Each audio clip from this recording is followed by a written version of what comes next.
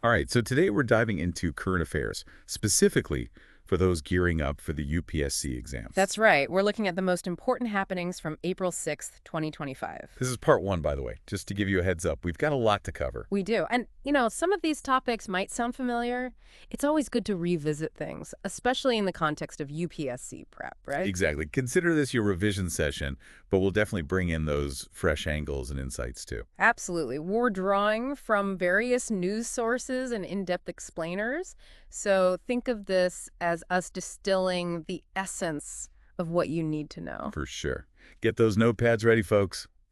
Let's kick things off with some ancient history, shall we? Over in the Ionian Islands, they've discovered the very first ancient Greek theater. Yeah, on the island of Lefkada. It's incredible to think about the history of theater, how it all began. And these islands, they're not just about ancient ruins. No, not at all. Geographically, they're super interesting. Located off the western coast of Greece in the eastern Ionian Sea. You might also hear them called the Heptanies. Which means? The 7 islands. Makes sense, right? It's a chain of 7 major islands, each with its own distinct vibe. Okay, so for anyone making notes, those 7 islands are Kerkyra, also known as Corfu. Right. Then you've got Paxi, Lefkada, where that theater was found, Ithaki, home of Odysseus, Kefalonia, which is the biggest of the bunch. It is. Then there's Zakynthos and Kythera. Quite a diverse group. They are, and geographically, the highest point in all the Ionian Islands is Mount Ainus. Yeah. On Kefalonia, it's 1,628 meters high. Pretty impressive. Definitely. And historically, these islands have seen a lot of action, right? Yeah. They've been ruled by so many different powers over the centuries. Yeah. Venetians, Russians, Turks, British. It's a real mix. A real melting pot of influences. So just to recap that timeline, the Venetians held sway for a while back in the 15th and 16th centuries. Then briefly, in the late 18th century, it was the Russians and Turks. A bit of a power struggle there. For sure. Yeah. Then came the British after the Treaty of Paris in 1815. That lasted until 1864 when Britain decided to, cede the islands to Greece. A long and winding road, right? It's amazing to think about how each of those powers shaped the culture of the Ionian Islands. You can still see those influences today in their architecture, traditions, even the way people think. A unique blend compared to mainland Greece. Absolutely. Okay, moving on from ancient history to something a bit more contemporary. In the realm of ecology, there's been a recent sighting of the pale-chinned flycatcher. Oh, wow. Where was this? In Arunachal Pradesh, specifically the Nonglung Forest area in the Namsai district. It's a small bird, kind of unassuming, but with a certain charm. I like that. A subtle charmer. It feeds on insects, by the way. So an insectivore. Mm-hmm. And it belongs to the Musicapidae family. Which is basically your sparrow-sized birds. Okay, got it. And scientifically, this little flycatcher is known as Soarnus polyogenes. Write that one down, folks. It's good for those multiple choice questions. They like to throw in the scientific names sometimes. Definitely. Now, the pale-chinned flycatcher, its range is pretty extensive. You'll find it across the eastern Ghats, the northeast states, the eastern Himalayas, and even West Bengal. And beyond India. It goes even further. Bangladesh, Bhutan, Myanmar, and parts of Southeast Asia. There's even a slight chance of spotting it in the Sundarbans, though that's pretty rare. That's fascinating. Such a wide range across different countries and ecosystems. It speaks to their adaptability, wouldn't you say? Definitely.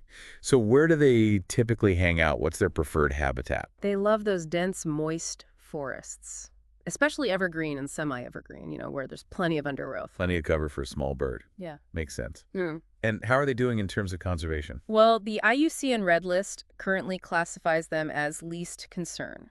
That's good to hear. Not endangered or anything? Not yet, at least. Hopefully it stays that way. Fingers crossed. Okay, so how would one identify a pale-chinned flycatcher? Well, for starters, they're small, about 13 to 14 centimeters long and weigh a mere 10 to 12 grams. Tiny. Wow, that's barely anything. And what about their appearance? The males are a bit more striking. They've got these dull blue upper parts with a grayish throat and chin, and their flanks are kind of brownish. The females are similar, but a bit duller overall, more brown in their plumage. Okay, so the key identifier is that pale chin. Exactly. That's where they get their name from, after all. And they have a habit of flicking their tails frequently. That's another little tell. So a combination of visual and behavioral cues. Interesting. All right, shifting gears completely now to something a bit more cultural. Have you heard about Kannadipaya? Kannadipaya. It's a traditional craft from Kerala, and it just received a Geographical Indication tag. Oh, wow. That's a huge recognition for a craft. It protects it in the market and acknowledges its cultural value. Exactly. So what is Kannadipaya? Basically, it's all about weaving mats and other items using reed bamboo. Sounds intricate. It is. And there are specific communities in Kerala who are known for this craft. The Urali, the Manan, and the Mathuvan tribal communities. And they use a specific type of bamboo. Yeah, they call it jongeletta locally, but its scientific name is Tenastachium whitei. Got it. Now, the name Kannadipaya itself is pretty interesting. It means mirror mat. Yeah, because the surface of these mats is so polished that it reflects light, almost like a mirror. That's incredible. The craftsmanship must be phenomenal. It really is. Yeah. And they're known for their flexibility. Flexible. Yeah. So a typical Kannadipaya mat might be about 0.75 to 1 meter wide and 2 meters long, but you can roll it up into this tiny cylinder less than 10 centimeters in diameter. That's amazing. It must take ages to weave one of those. It does. We're talking over a month for a skilled weaver to complete a single Kannadipaya mat. It's incredibly labor-intensive. Wow. And it's all woven from a specific layer of the bamboo. Right, an ultra-thin, shiny layer. It's either the fourth or fifth sliver of the reed bamboo. Talk about attention to detail. There's also a traditional element to the whole process, isn't there? Oh, absolutely. Yeah. When these communities go to harvest the Njonjiletta, they often do it on full moon nights. A full moon ritual. That's amazing. It shows such a deep connection to nature and their cultural heritage. Respect for the materials and the craft. It really does. It's a beautiful tradition. Yes. All right, let's switch gears now and delve into some economic news. There's been a lot of talk about China imposing reciprocal tariffs on the U.S. Ah, yes, this is getting a lot of attention. Essentially, China has decided to place a 34% tariff on certain goods imported from the U.S. Okay, and this is in retaliation for For previous trade measures taken by the U.S., it's a bit of a tit-for-tat situation. a trade war brewing, perhaps? Some are saying that, but before we get into the specifics, it's important to understand what a tariff actually is. Good point. Back to basics. Right. At its core, a tariff is simply a tax that a government imposes on goods or services that are imported into the country. So anytime something crosses the border, essentially. In a nutshell, yes. And governments use tariffs for a variety of reasons. It's not just about generating revenue, though that's certainly one aspect. Right, so what are some other purposes? Well, tariffs can be used to protect domestic industries. How so? By making imported goods more expensive, you make local products more competitive. I see. It's a way of leveling the playing field, so to speak. Tariffs can also be used as a retaliatory measure, as we're seeing in this case with China. Right, a way of responding to what they perceive as unfair trade practices. Exactly. And sometimes they're even used as a tool for strategic influence in international trade negotiations. It's a complex game. It sounds like it. And there are different types of tariffs, aren't there? Yes, there are. Broadly speaking, we can talk about specific tariffs, ad valorem tariffs, and compound tariffs. Okay, break those down for us. So a specific tariff is a fixed amount that's charged per unit of the imported good, like, say, $10 per imported television set. Okay, simple enough. Ad valorem tariffs, on the other hand, are calculated as a percentage of the imported goods value. So, for example, a 5% tariff on the price of imported clothing. Okay, so it scales with the value of the goods. Makes sense. Right. And then compound tariffs, as the name suggests, are a combination of both specific and ad valorem. A bit of both. Good. Got it. Now, you mentioned something earlier about most favored nation tariffs. What was that about? Yes. MFN status is a key concept in international trade. It basically means that a country will apply the same tariff rates to all its trading partners who are also members of the World Trade Organization, the WTO. Right, the WTO. Yeah. So it's about ensuring fairness and non-discrimination in trade. Exactly. Everyone gets treated equally, at least in terms of tariffs. Now, it's not just tariffs that can act as barriers to trade, right? You're absolutely right. We also have what are called non-tariff barriers. Like what? Well, things like quotas, for example, which limit the quantity of a good that can be imported. Oh, so putting a cap on how much can come in. Precisely. Then you have licensing requirements, which can be very strict and create hurdles for importers. And then there are anti-dumping duties. What are those for? They're imposed when a country believes that another country is selling goods at an unfairly low price, below their production cost. It's a way to counter that practice, known as dumping. Interesting. And sanctions, Those also fall under trade barriers, right? They can. Sanctions are often politically motivated and can involve a range of measures, including tariffs. It's a way for countries to exert pressure on each other. So a lot of different tools in the toolbox, so to speak. And the WTO, it plays a role in regulating all of this. It does. The WTO has a whole set of rules and agreements, like the General Agreement on Tariffs and Trade, or GATT, which aim to regulate the use of tariffs and other trade barriers. So it's like a referee making sure everyone plays fair. In a sense, yes. And it also has mechanisms for dispute resolution. So if a country believes that another country is violating trade agreements, they can bring a case to the WTO. And that can sometimes involve the legality of imposed tariffs. A complex system, but important for maintaining order in the global trading system. Absolutely. And, this recent move by China imposing those reciprocal tariffs on the U.S., it's part of a broader trend we're seeing. In what way? Well, more and more countries are resorting to these tit-for-tat measures, trying to gain leverage in trade negotiations. It can be a dangerous game, though. It can easily escalate into a full-blown trade war, which ultimately hurts everyone involved. Definitely something to keep an eye on. Yeah. Okay, let's switch gears again, this time to a more positive development. The Hansa III trainer aircraft. Ah, yes. This is a great example of Indian ingenuity. It's made headlines because it's now been cleared for training aircrew for pilot licenses. And it's set to be manufactured right here in India by private industry. A real boost for the aerospace sector. Absolutely. So what's so special about this Hansa III? Well, for one, it's India's very first indigenously designed and developed flying trainer aircraft, a historic milestone. That's impressive. Who's behind this achievement? The brains behind this are the scientists at the CSR National Aerospace Laboratories, NAL for short. NAL, and where are they based? In Bangalore.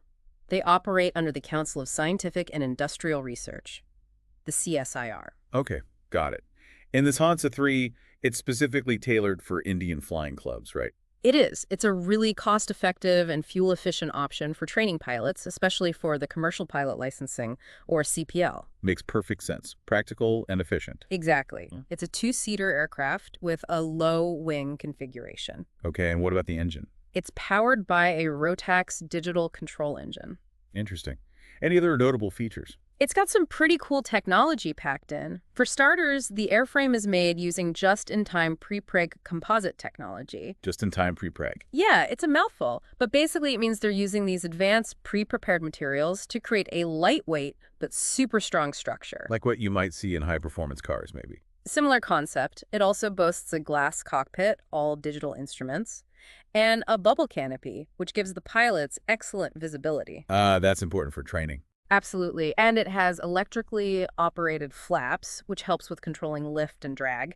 And to top it off, it has this advanced electronic fuel injection system that optimizes the fuel-air mixture, makes it very efficient at different altitudes. Wow, sounds like they've really thought of everything. A well-engineered machine. It's exciting to see this level of innovation happening within India. It really is. It's a sign of our growing capabilities in the aerospace sector, and it reduces our reliance on foreign manufacturers for pilot training. A win-win. Absolutely. All right, from the skies, let's come back down to earth, specifically to the Kaveri Wildlife Sanctuary. Ah, yes. A beautiful and important sanctuary in Karnataka. Established in 1987, if I'm not mistaken. You're right. And it spans quite a large area, covering parts of both the Chamarajanagar and Ramanagar districts. How big are we talking? It's a substantial 127.535 square kilometers. Wow, that's massive. And of course, the Kaveri River flows right through it, hence the name. It's a lifeline for the entire ecosystem. It's not just about the wildlife, though. There are some pretty interesting geographical and cultural landmarks within the sanctuary as well, right? Absolutely. You've got the Hoganukal Falls, for instance. Those are quite famous, aren't they? They are. And then there's Mekadatu, another scenic spot. And you can't forget the Sangam area, where the Arkavati River joins the Kaveri. Sangam, meaning confluence. Exactly. And there's a beautiful Anjaneya temple located there. So it's a place of both natural and spiritual significance. A real gem. So back to the wildlife, what kind of animals can you find there? Oh, it's home to a diverse range of species. You've got your larger mammals like elephants, wild boar, even leopards. Wow, leopards. That's amazing. And toles, the Indian wild dogs, fierce predators. Then there are various deer species like spotted deer and barking deer. Okay. Any unusual or rare animals? Well, you might spot a four-horned antelope, which is pretty unique, or even a chevrotain, the smallest hoofed mammal in the world. And then there are primates, of course, like the common langur and the bonnet macaque. Lots of monkeys. They're quite common, yes. And then, of course, you have smaller carnivores, like the honey badger. They're fearless. They have a reputation for being tough. What about aquatic life? Anything interesting in the rivers? Oh, definitely. Smooth-coated otters are a common sight, and you might even spot a mugger crocodile if you're lucky. Or unlucky, depending on how close you are. Very true.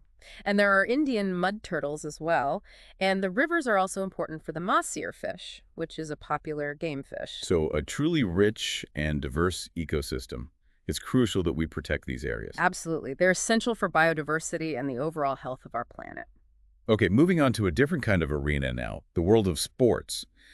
Bihar is gearing up to host the Khelo India Youth Games and Para Games in May 2025. That's right. It's a big moment for Bihar, and it really highlights the focus on sports development across India. The Khelo India initiative has been a game changer in that regard, hasn't it? It really has. Launched back in 2018, the main aim of Khelo India is to revive the sports culture in India. Get people more active and engaged. Exactly. And it's about encouraging young people to participate in sports.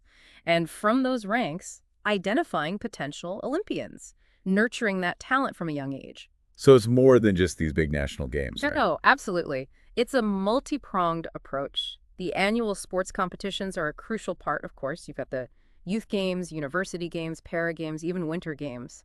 But it goes beyond that. In what way? Well, there's a huge emphasis on building and upgrading sports infrastructure across the country.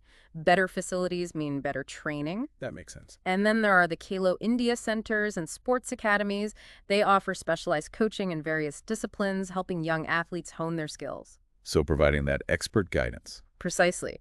And then you have the Fit India movement, which is all about encouraging people to adopt healthy lifestyles.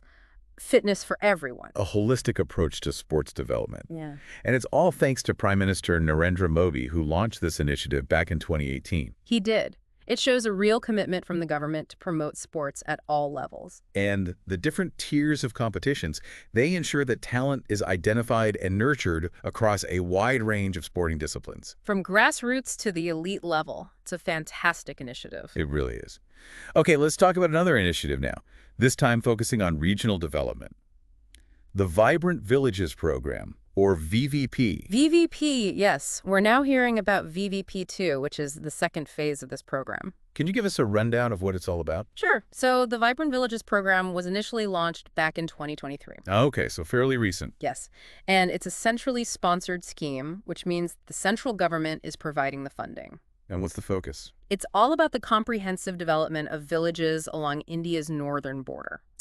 So strategically important areas. Exactly. The main goals are twofold: to improve the quality of life for people living in these remote areas and to enhance border security. And how does improving people's lives contribute to border security? Well, the thinking is that if people are happy and prosperous in their villages, they're less likely to migrate and more likely to be invested in the security of their region.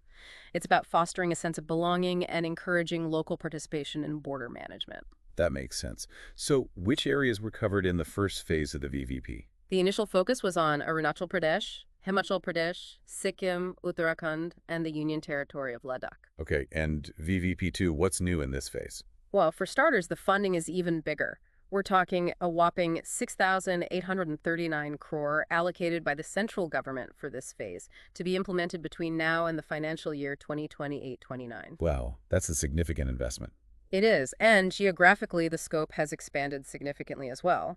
In addition to the states covered in the first phase, VVP2 will now also include select strategic villages in Assam, Bihar, Gujarat, Jammu and Kashmir, Ladakh, Manipur, Meghalaya, Mizoram, Nagaland, Punjab, Rajasthan, Sikkim, Tripura, Uttarakhand, Uttar Pradesh, and West Bengal. So a much wider reach this time. Definitely. It shows a greater strategic focus on these border regions. And what are the key objectives that both phases of the VVP are trying to achieve? Well, it's about bringing about tangible improvements in the lives of people living in these border villages. Like what? Improving their living standards, providing access to better infrastructure, healthcare, education, and of course, creating sustainable livelihood opportunities. So that people can thrive in their own villages. Exactly. And as I mentioned earlier, this in turn strengthens border security. When local communities feel supported and empowered, they're more likely to cooperate with security forces and be vigilant against any potential threats. It's a smart approach, really. It is. And VVP also aims to curb cross-border criminal activities, things like smuggling and trafficking. And it's about promoting a sense of integration, making sure that these border communities feel like they are a part of the larger national fabric. So bridging those gaps and fostering a sense of unity. Exactly. Ultimately, the vision is to transform these border villages into vibrant and self-reliant communities. A noble goal, for sure. And it's important to note that the Ministry of Home Affairs is the driving force behind this program. They're the ones overseeing the implementation and making sure the objectives are met. Okay, great.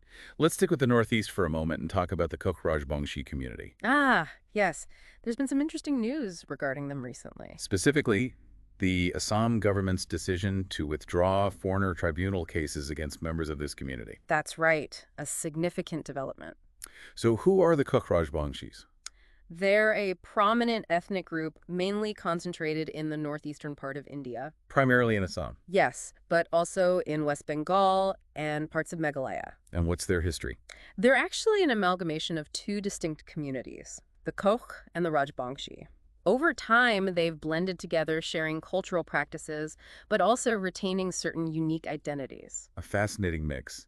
And they've been advocating for a particular status within the Indian administrative system, haven't they? Yes, they've been demanding scheduled tribe, or ST, status. In Assam and other states. That's right. They believe that this recognition would give them access to certain benefits and protections. Like what? Well, things like reservations in education and employment, as well as eligibility for specific government welfare programs designed for tribal communities. Okay, so affirmative action measures to help uplift the community. Exactly. Now, going back in time, the Koches were actually a powerful kingdom that ruled over vast territories. Really? Where? Parts of present-day Assam, Bengal, and even Bihar. They were a force to be reckoned with, and historically they're believed to be descendants of the ancient Kochari kingdom. Wow, that's going way back. And what about their origins? It's thought that they were originally a Mongoloid group who, over time, assimilated with the local populations. So a rich and layered history.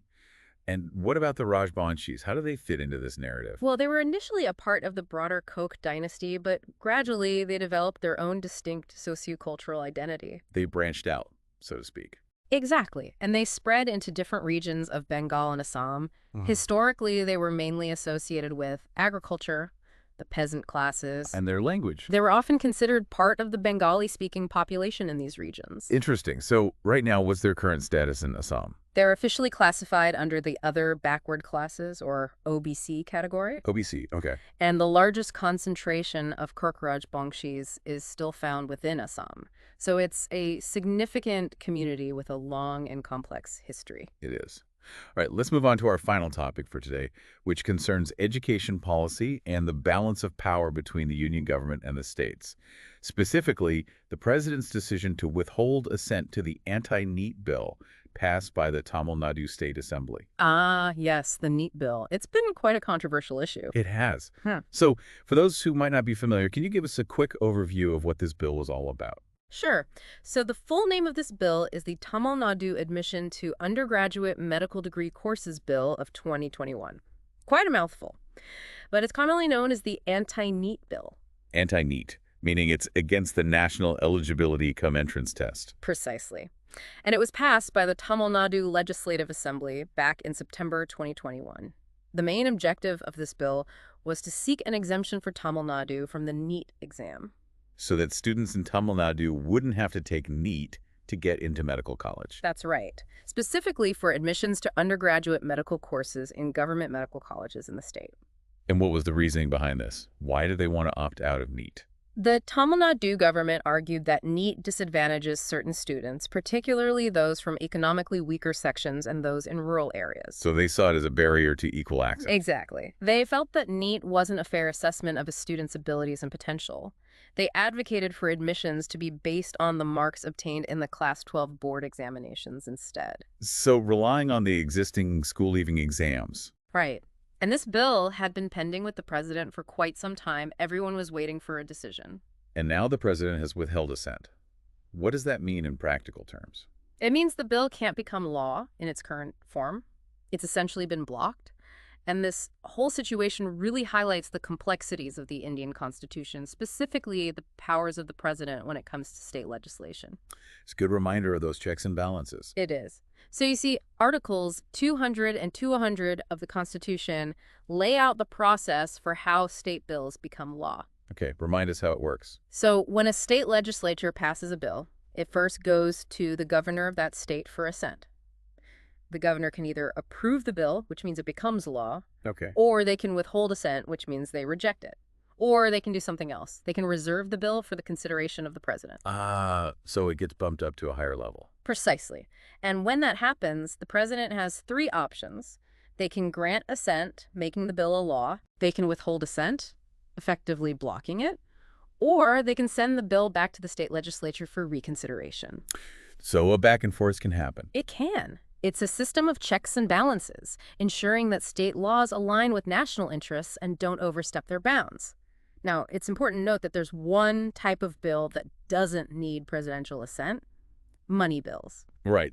Those are handled differently. So going back to the NEET bill, why was it reserved for the president's consideration in the first place? Typically, state bills are sent to the president if they deal with matters that are considered to be of national importance, if they potentially clash with existing union laws, or if they fall under what's called the concurrent list in the Constitution. The concurrent list meaning? It's a list of subjects where both the union and the states have the power to make laws. And you guessed it, medical education is one such subject. So that's why this bill landed on the president's desk. It was deemed to have implications beyond just Tamil Nadu. Makes sense. Now, this whole NEET issue has sparked quite a bit of debate, hasn't it? It has. You see, some states are quite opposed to NEET. They believe that conducting their own state-level entrance exams is a better way to ensure fairness and cater to the specific needs of their students. So they want more autonomy in managing their education systems. Exactly. They argue that NEET, being a national-level exam, doesn't take into account the diverse socioeconomic contexts and educational standards across different states. A one-size-fits-all approach might not be ideal. That's their point. And states like Tamil Nadu, West Bengal, and Karnataka have been particularly vocal in their opposition to NEET. They want to protect the interests of their local students and maintain control over their educational policies. It's a complex issue with valid arguments on both sides. A real tug-of-war between the centralizing forces and the desire for regional autonomy. It is. It's a debate that's likely to continue for some time. Definitely. Well, that brings us to the end of our deep dive for today. We've covered a lot of ground, from ancient Greek theaters to the intricacies of international trade, from ecological discoveries to social justice issues, and even the nuances of constitutional law. It's been quite a journey. It has. And hopefully this is giving you, our listeners, a better understanding of these current affairs and how they relate to your UPSC preparation. Absolutely. It's all about connecting the dots, seeing how these seemingly separate events and issues are actually intertwined. Exactly. And as you reflect on everything we've discussed, we encourage you to think about the bigger picture. Consider how these developments, from border development to indigenous communities, from technological advancements to the ongoing dialogue between the union,